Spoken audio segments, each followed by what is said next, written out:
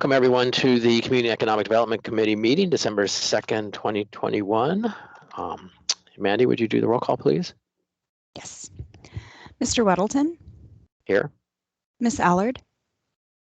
Here. Miss Kennedy? Here. Mr. Peterson? Present. Mr. Constant? Mr. Rivera? He's excused. And for other assembly members that are not on the committee, Mr. Dunbar? Ms. LaFrance? Mr. Perez-Verdia? Ms. Quinn Davidson? Ms. Salatel? Chairs, you have a quorum. All right, thank you. So we've got agenda today is we just got two items, a new cultivation license and then discussion of AO 2021-115 regarding THC limit levels. Any changes to the agenda from anyone?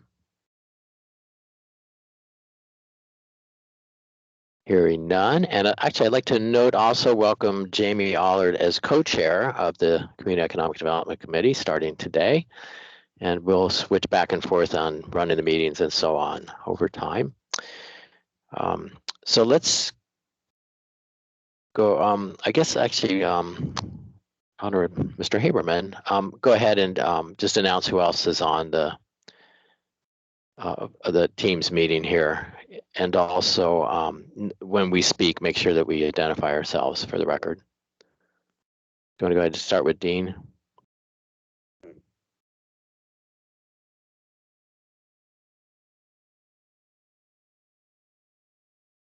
Sorry. Dean Gates, Assembly Council. Claire. You want me to introduce myself? Yeah, we might go around just so anyone who might end up speaking, just so the public knows for the record who was here. Okay, Claire Ross, a legislative liaison for the Anchorage Assembly.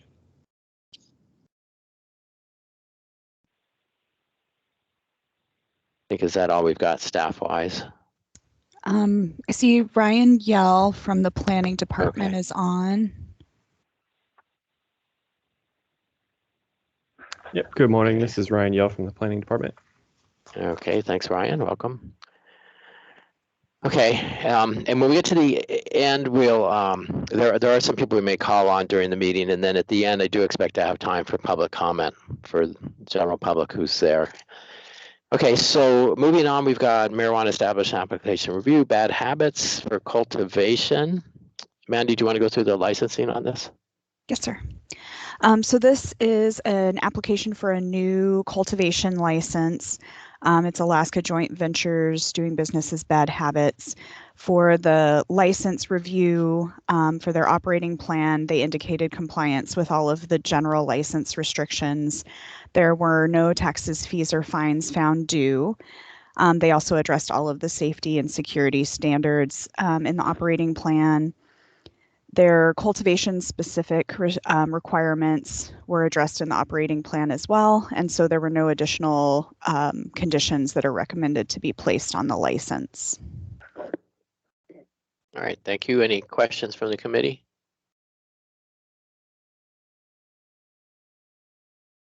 Okay, Ryan, you want to tell us about this one for the special land use permit? Yes, thank you, Mr. Chair. So it's a request for a special land use permit for a marijuana cultivation facility within an I-1 district.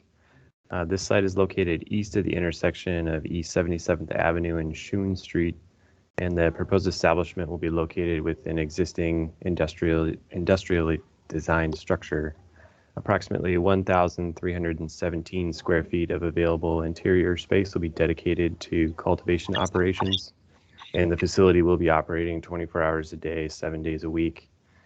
There are 4 other marijuana businesses located within the same parcel, but 2 of those are under similar ownership as to Bad Habits.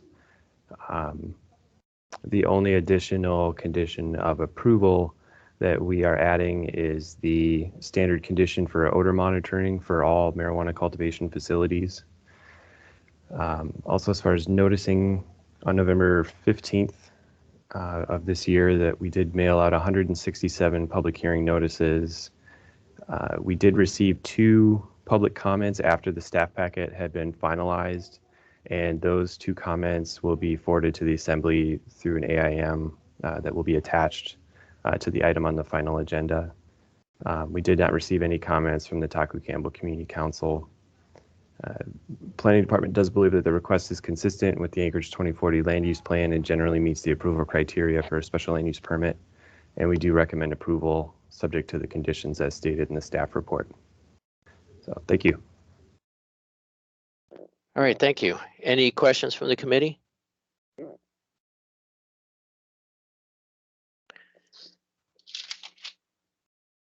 Ryan, can you just give us some highlights on the comments, pro, con? Sure. So the general summary, there were 2 comments from the same individual. One was written and one was submitted online. The main concerns were generally odor being emitted from the cultivation facility and how that would affect their general property values and ability to sell their home in the event that they needed to. And the odor has certainly been an issue that's been a concern for several neighbors, but we do, code enforcement does have quite a robust process for investigating and enforcing on odor from marijuana facilities. And I think every case that we've had, the operator has resolved the issue, although it can take some time for them to figure out exactly what's causing that issue. So there's some trial and error involved with it, which does cause some frustration for folks because it may take longer than they feel is necessary to resolve that issue. All right, were those from Mr. Pagliaro? Yes. Okay, yeah, because there was one in the packet that we got. We got the full packet he had. And is the business owner here? Miss Howard?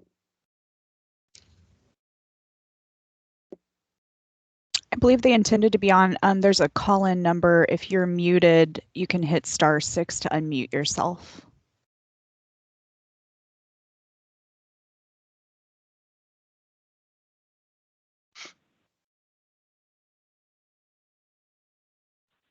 Can you hear me?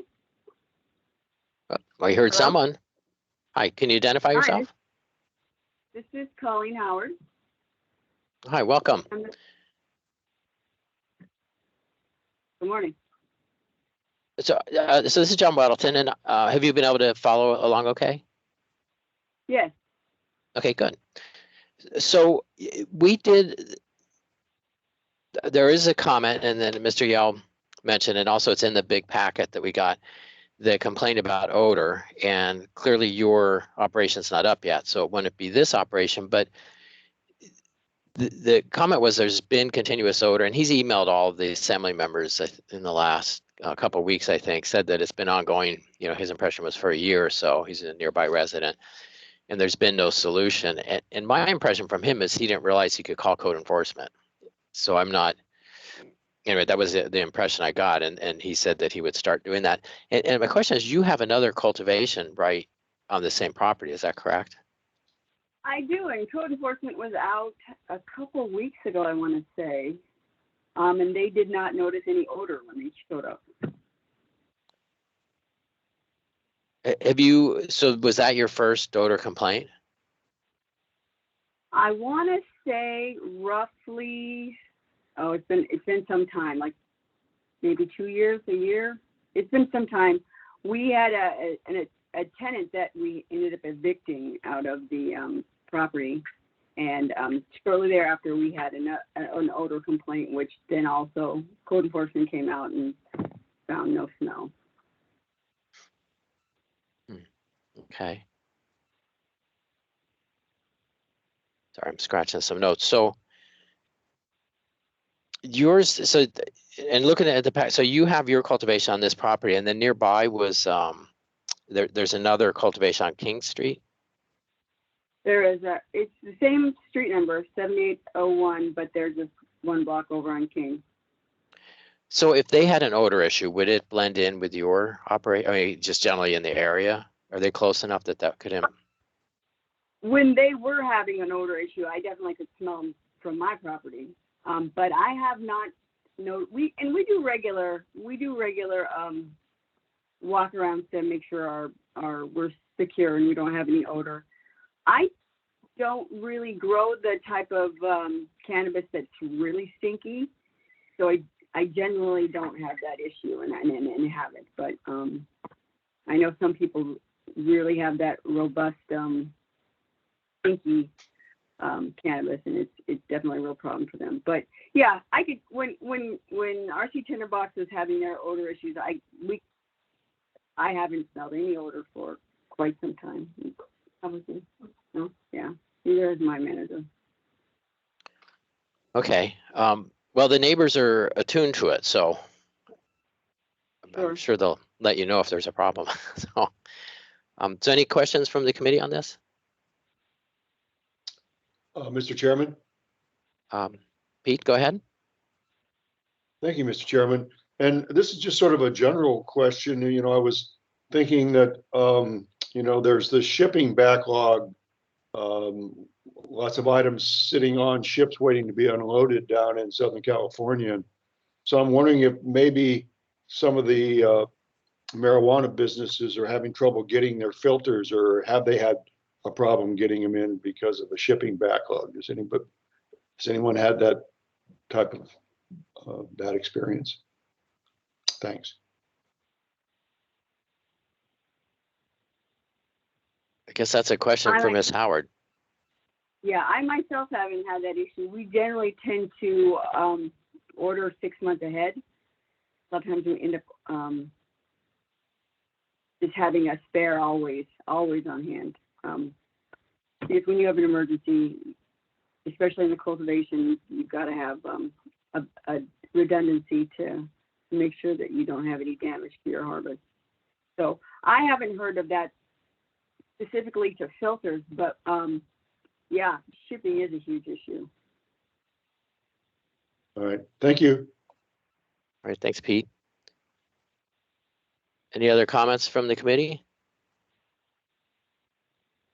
So we haven't had a lot of marijuana licenses recently, but our habit has been to have a motion to recommend approval at the full assembly meeting. And we could do that now if someone chose to do that. And for listeners, that, you know, it's just a recommendation of the committee that would just be stated at the regular Tuesday assembly meeting, but the vote at the assembly meeting is the one that would approve or not approve a license or land use permit. I'll move to recommend. There a second? I'll second. That was, I'm sorry, is Kennedy. that Crystal? Oh, Crystal, thanks. Okay. Yes. Okay, any opposition?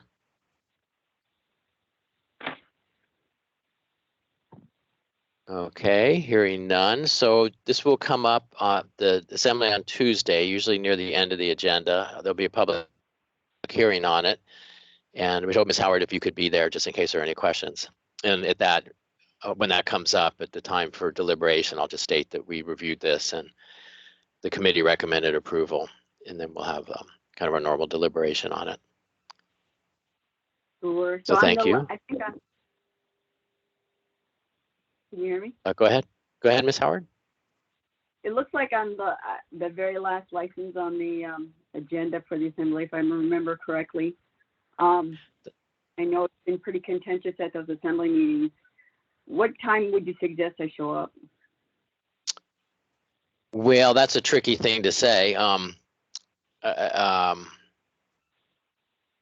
mean, we certainly want to get to this before 7 o'clock. It could be much later. We've go to midnight recently too. You don't have to be there, I don't think, because you can watch us online. And if you were available by phone, if there were questions, I think that could work. Okay, that'd We've be done perfect. that. Yeah, I'll have my phone and I'll have it on and I'll make sure. Mandy and Ryan have my number, and if you need me, just call me. Okay, we have a routine for that where you can, if you go to muni.org and click on the assembly icon, and there's links there on how to testify, and there's a form where you can say for this agenda item, you key in your name and your phone number, and then when it comes to public hearing, you'll get a call. Gotcha. Perfect. We can do that. Okay, good. Then you can watch this with your feet up. Well, thank you. Thanks for coming this morning. You bet. Thank you. Okay, so the next item is ordinance 2021-115 put forward by Mr. Constant, who, sorry, I should text him right now. And I wonder, did anyone from APD make it to the meeting? Hi, this is Sergeant Knoll, the traffic unit supervisor. Okay, good. Yeah, I'm really sorry about the short notice on this, but I figure you guys respond to 911 calls. You're used to it, right? Yeah, this is fine. Thanks. Thanks for inviting me, though. Okay, were you able to review the ordinance? I have not read it in its entirety, but I believe I have the general understanding of it. Okay. So Mr. Constant's not on quite yet, but I'll watch for that. So Dean, did you want to go through this and maybe just tell us how it relates to the change in the state code?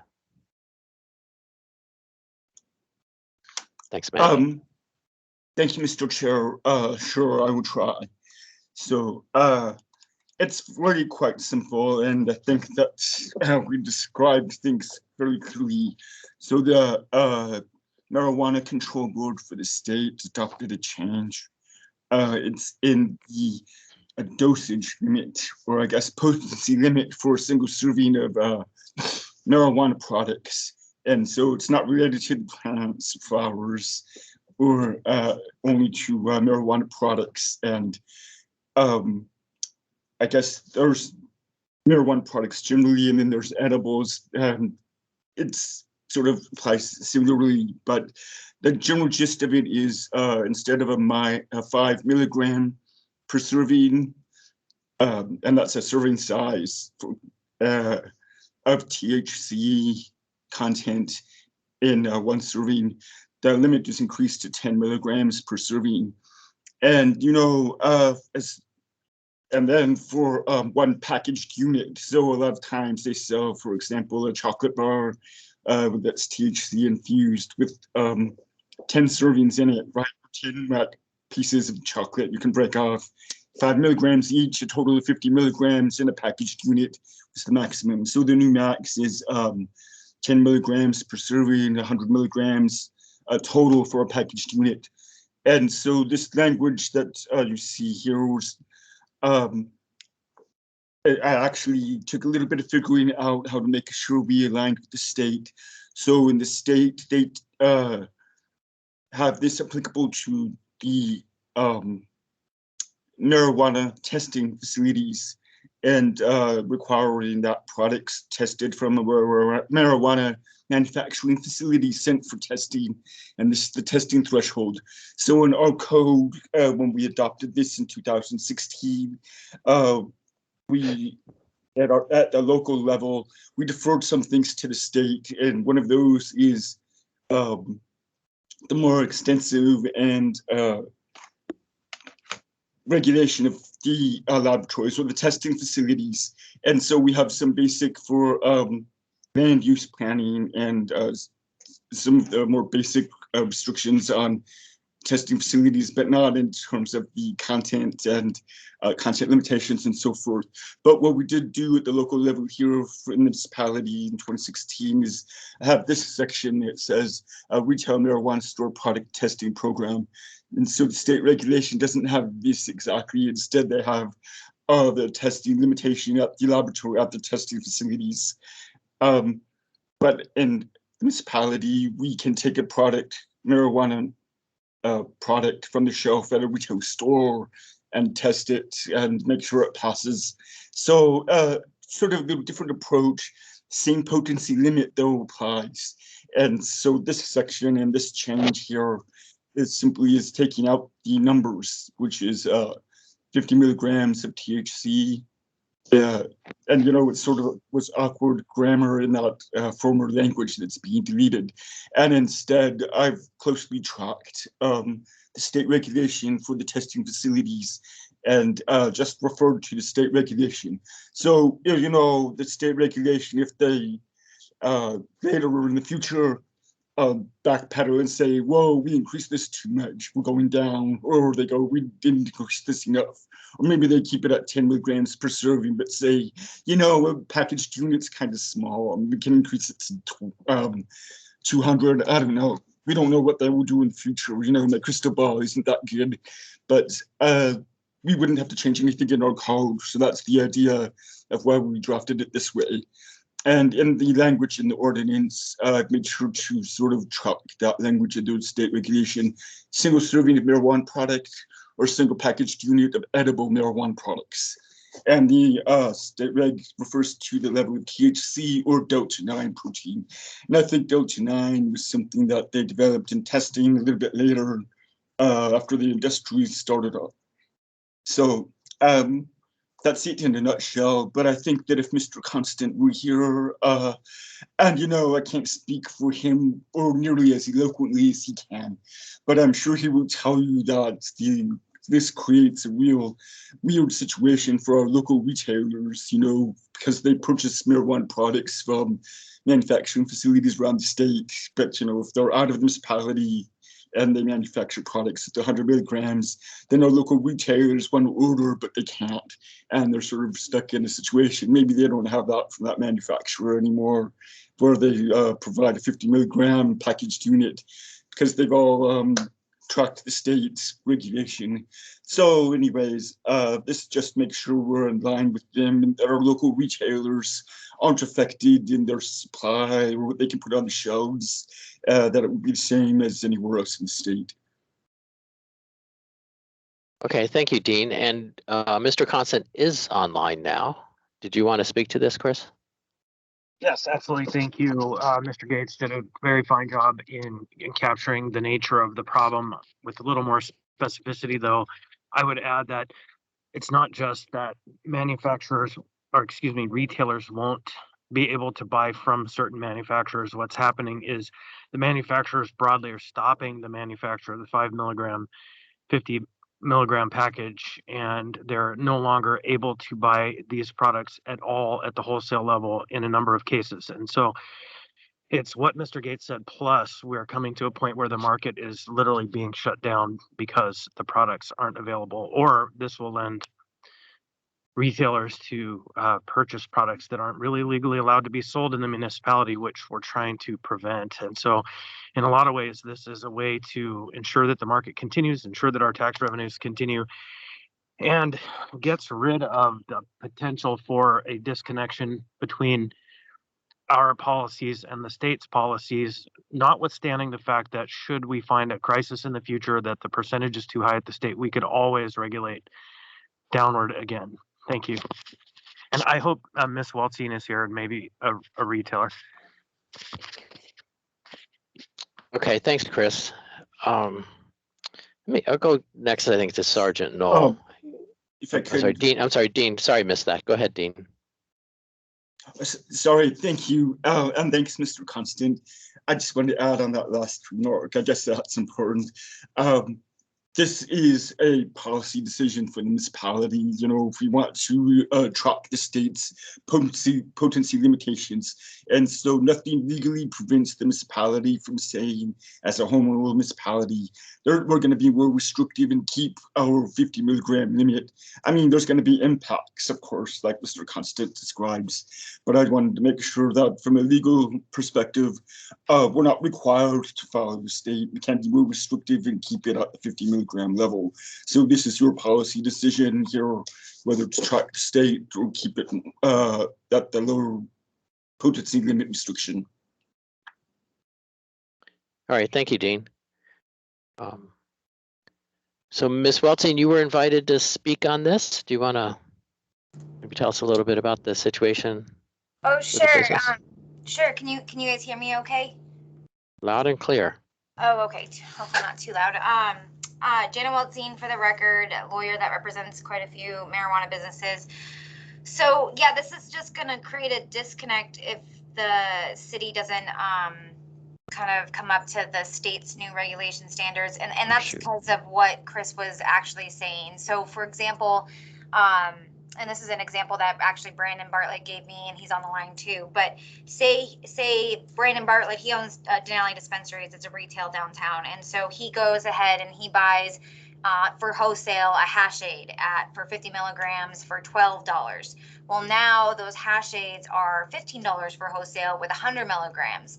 So, and they're not even hardly making the 50 milligram ones. He might have a few left over from when they were making 50 milligrams, but the difference is like $3. And that's because it's less cost for, creating another package, creating more labeling, the compliance cost, the testing and the batching of the test batches creates it so it's only like a $3 increase to basically have double the amount of active product in the single serving or single unit of an edible product. So it's really difficult right now for retailers to compete with Matsu because it's basically, to a consumer, a $6 increase, give or take for that particular product.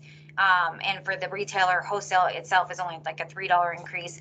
And so really nobody is opting for the lower dosage from a consumer perspective versus the higher dosage that's allowed right now stateside. So manufacturers obviously and naturally are responding to the market change. They're responding to the demand, and the market is driving them to produce really only the 100 milligram packs with 10 servings of 10 milligrams each. That's what's happening. And so it's going to be difficult for Anchorage retailers to continue to compliantly source marijuana edible products if we don't have this change.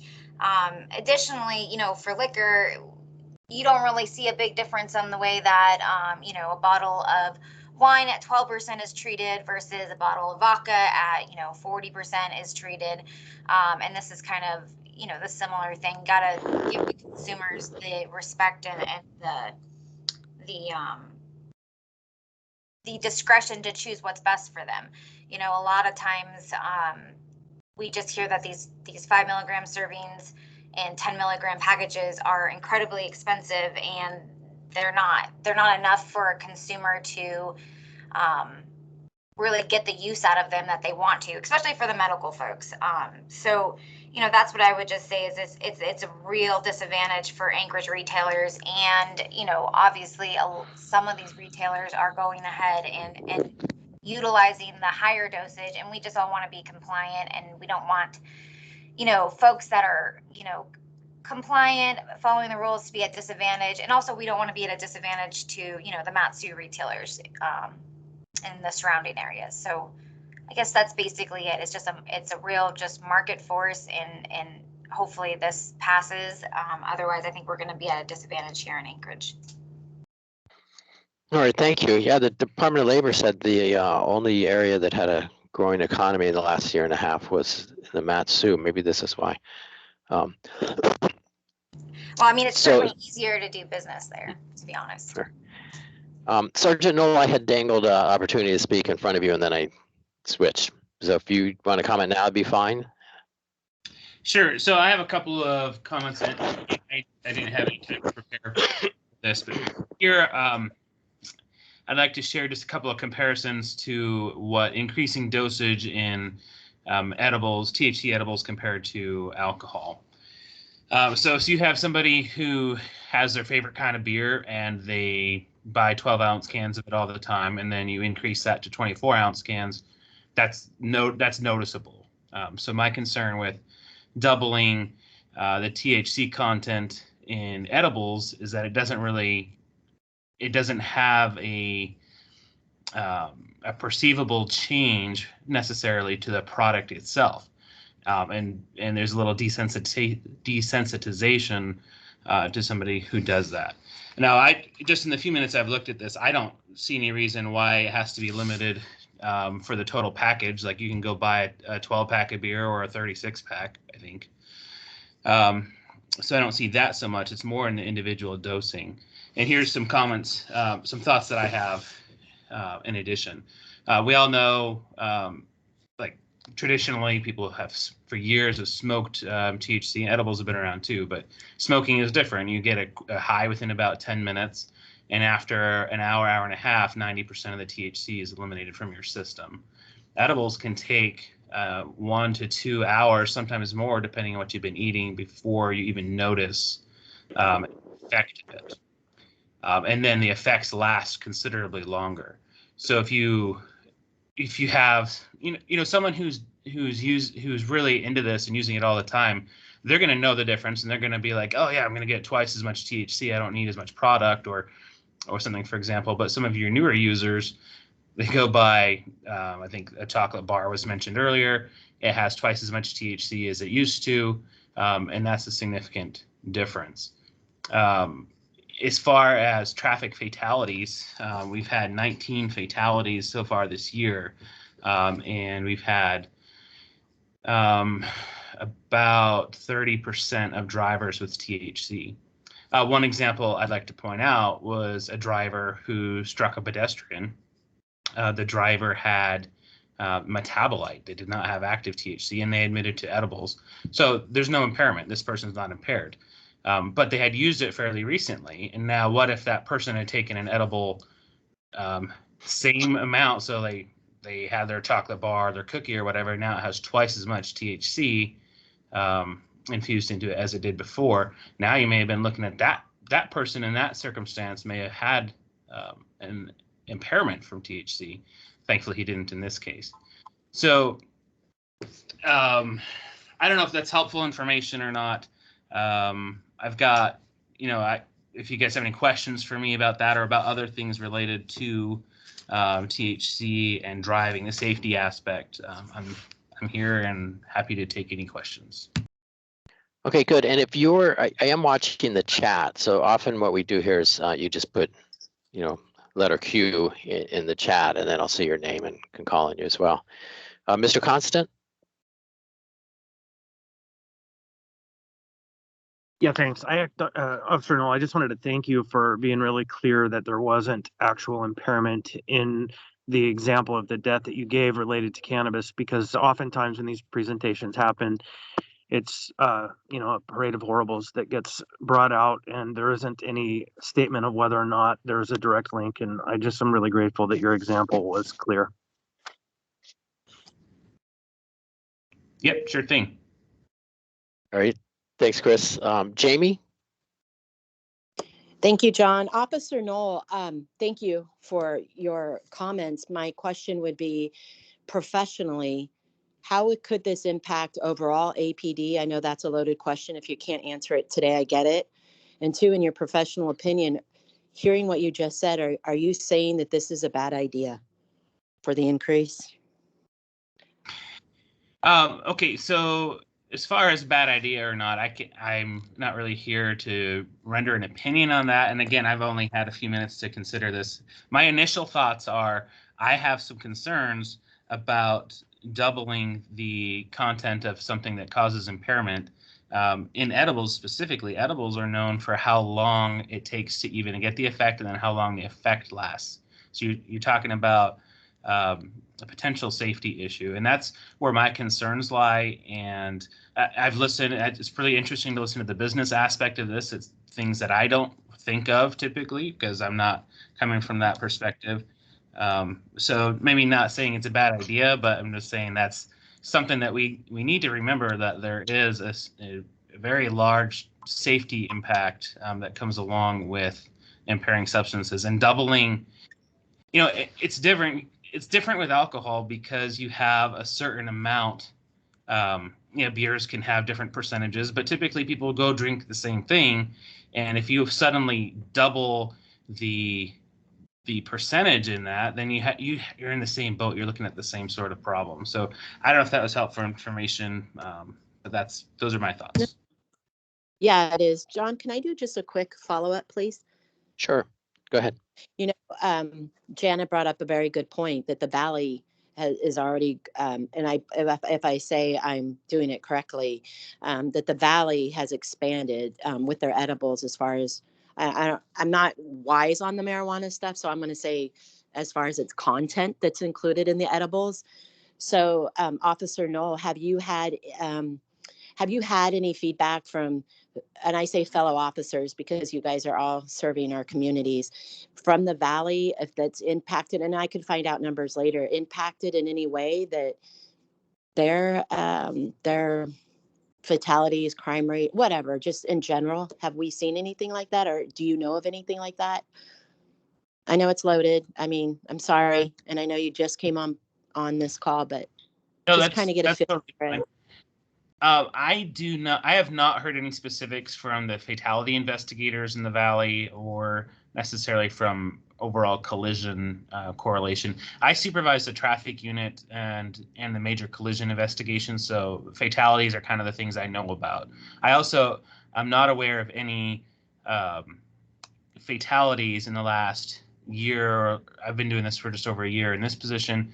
I'm not aware of any that have come from the Valley. For example, consumed edibles in the Valley and then came into Anchorage and caused or were involved in a fatality. I'm not aware of anything of that nature, and I don't know about any trends out there myself.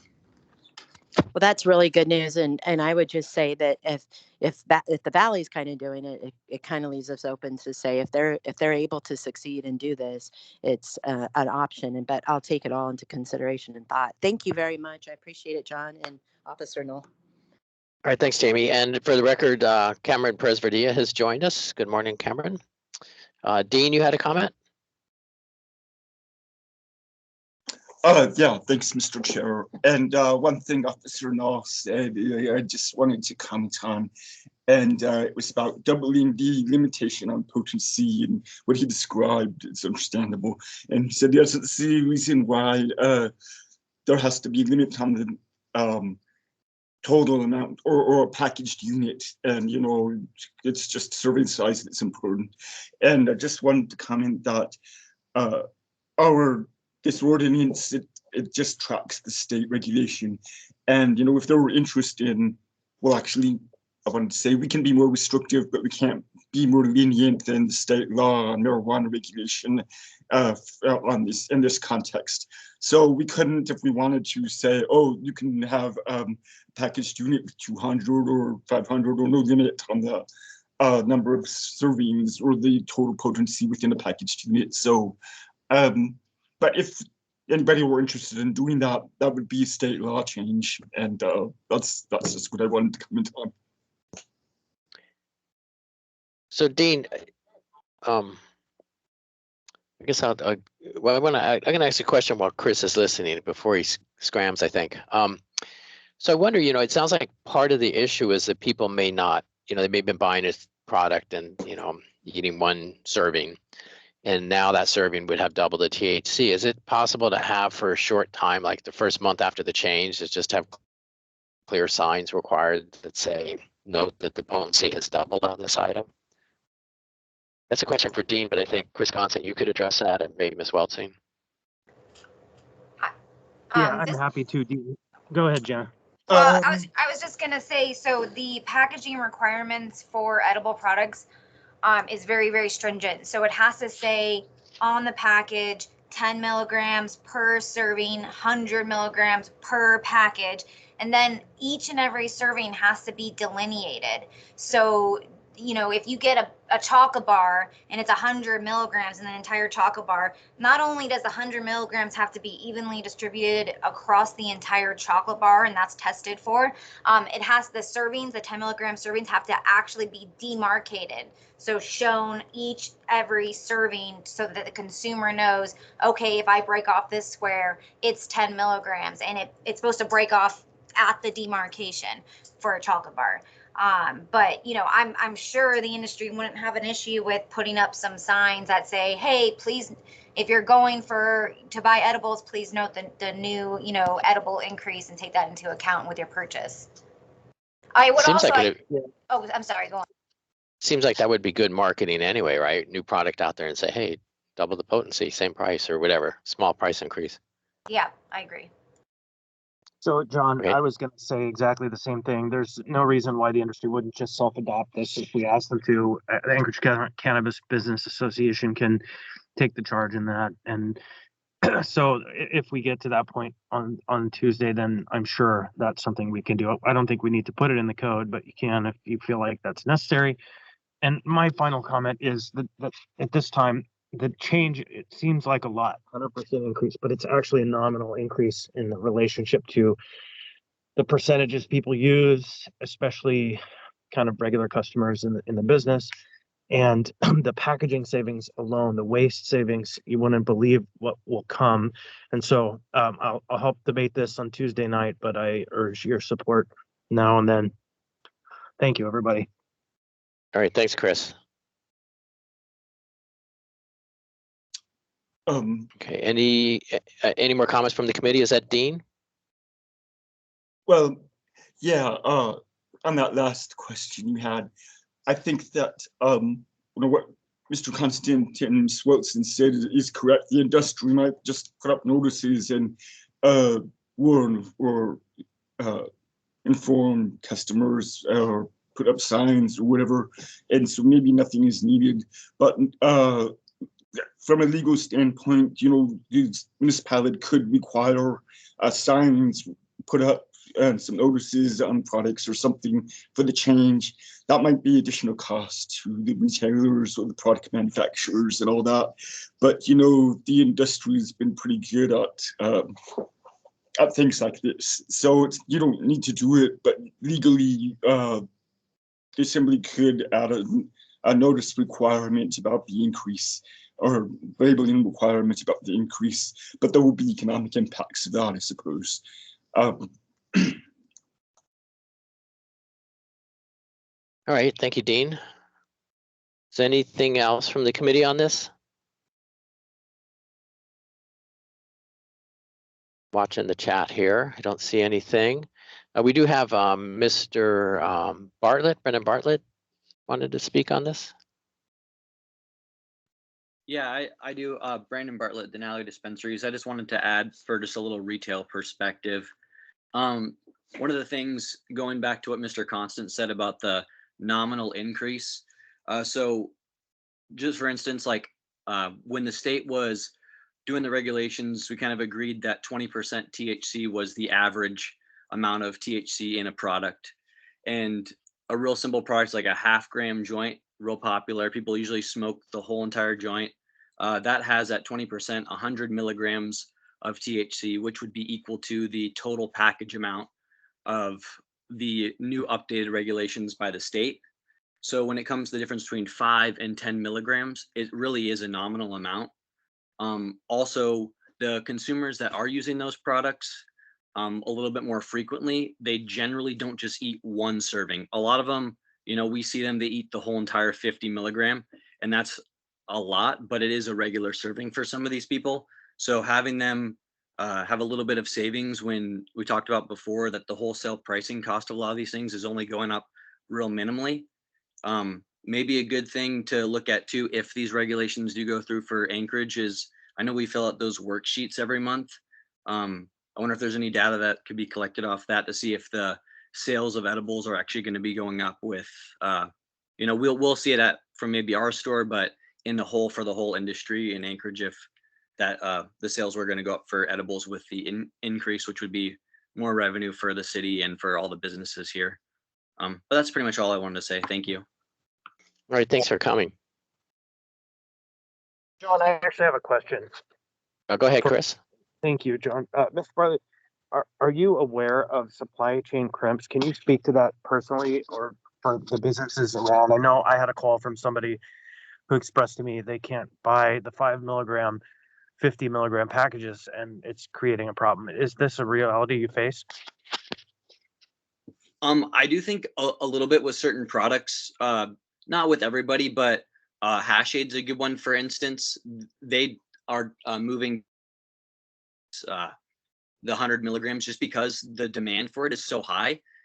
Talking with other retailers that aren't in Anchorage, that I work with a lot of stores that are outside of this area, and they don't even order the 50s anymore. It's all hundreds. That's all that they can sell. They're like, yeah, the 50s just sit on the shelf till the hundreds are gone. And then once the hundreds are gone, we have to basically give away the 50 milligrams of those certain products. So I can't see the certain supply chain going away, but I think here in the next couple of weeks, or with, once all the changes are made, it is going to be difficult to get the 5 milligrams. Yeah. Okay. Thank you. And that I definitely have heard from at least 2 retailers that they are unable to get certain products anymore. Thank you very much, Mr. Bartlett. No problem. Thank you. All right, appreciate that. Okay, so on this, sometimes we've given a recommendation on ordinance changes from this committee. So if someone wanted to do that, we could.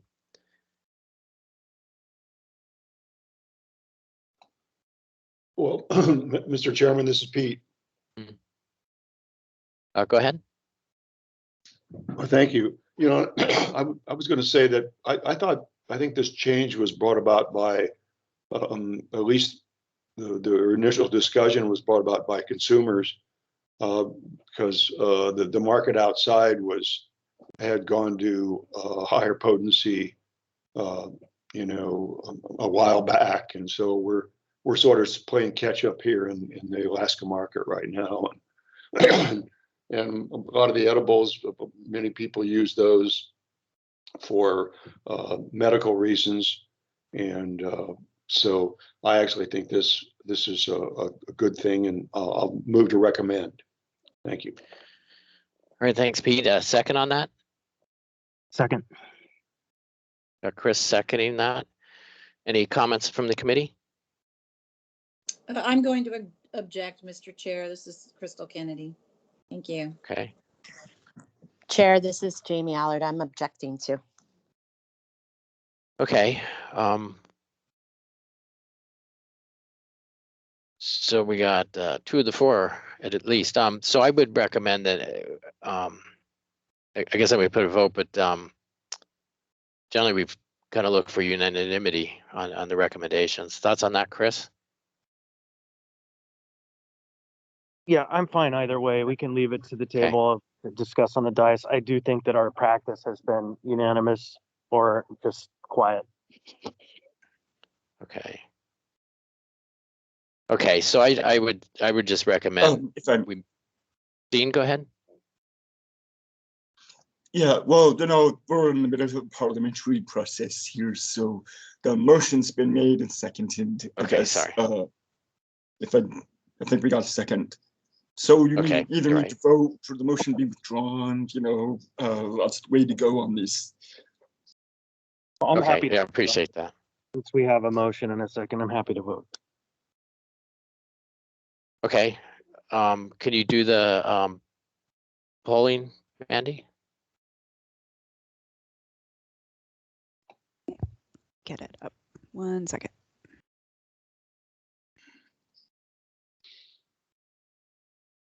Okay. Mr. Weddleton? No. Miss Allard? No. Miss Kennedy? No. Mr. Peterson? Yes. Mr. Constant? Yes. And Mr. Rivera is absent, so the motion fails 3-2. Is the total membership 6? Yes. All right, thank you. All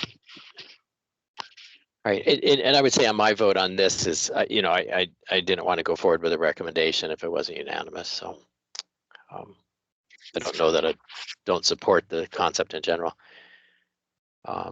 Dean, did you have another comment? Thanks, Chris. I just wanted to say that when we talk about what happened here, it's not that the committee voted against the ordinance. It's just that it voted a motion to recommend it failed. Right. So of course it will be spun different ways, but I want to be clear that the message isn't that it's opposed to the ordinance. So. All right, thank you, Dean. Okay, anything else on this?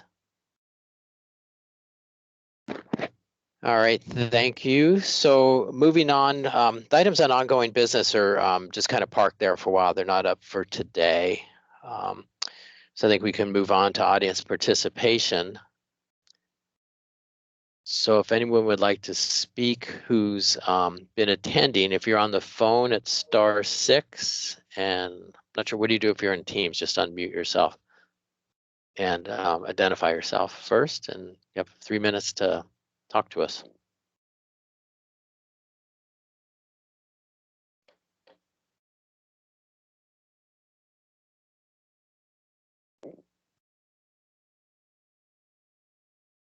I don't hear anyone chiming in.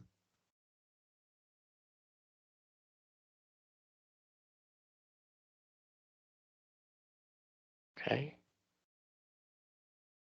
Guess we could adjourn. Is a motion to adjourn?